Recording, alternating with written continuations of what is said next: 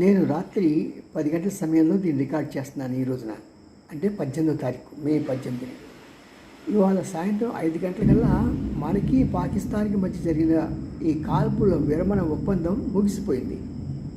మరి అటు నుంచి స్పందన రాలేదు, ఇటు నుంచి స్పందన రాలేదు. దాన్ని ఎక్స్టెన్షన్ చేసుకోవాలా లేకుంటే యుద్ధాన్ని దిగాలా అనేది.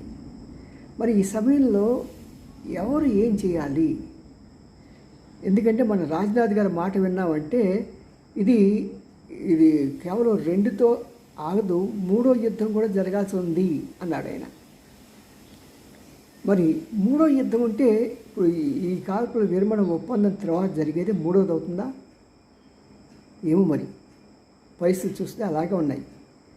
మరి ఇలాంటి సమయంలో మోడీ గారు అప్పుడిచ్చిన ఆ యొక్క బ్లాంక్ చెక్ మిలిటరీ వాళ్ళకి అదే చెల్లుతుందా అంటే అవును, అదే చెల్లుతుంది. ఎందుకంటే నేను మీకు ఫుల్ పవర్స్ ఇస్తున్నాను, శత్రువుని మీరు ఏది చేయాలనుకుంటే అది చెయ్యండి అని. మరి ఇలా చేస్తుంటే ఏమవుతుంది? ఈసారి పాకిస్తాన్ అనేది నిజంగా మా చిన్నప్పుడు అనుకున్న మాట్లాడి పిలక పీకిస్తాను అన్నట్టుగా మోడీ గారు పిలక పీకిస్తారేమో ఆయన పాకిస్తాన్కి.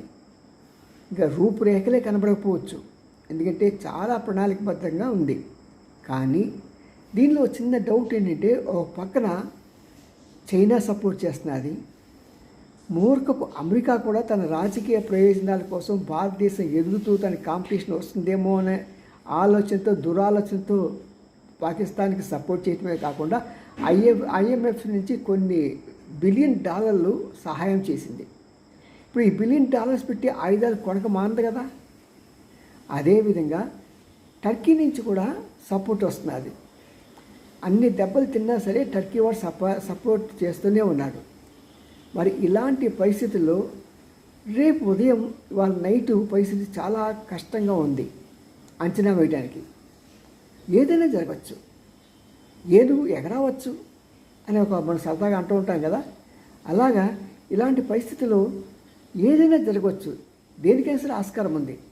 మరి ఇలాంటి పరిస్థితుల్లో ప్రాణ నష్టం జరగకుండా పాకిస్తాన్కి శాశ్వత బుద్ధి చెప్పాలంటే మనకు కొన్ని హద్దులు ఉన్నాయి. ఆ హద్దుల్లో మన భారతదేశ సైన్యం ఎంత చాకచక్యంగా చేస్తుంది అనేది మరి దేశ భవిష్యత్తు మొత్తం కూడా వారి చేతుల్లో ఆధారపడి ఉంది.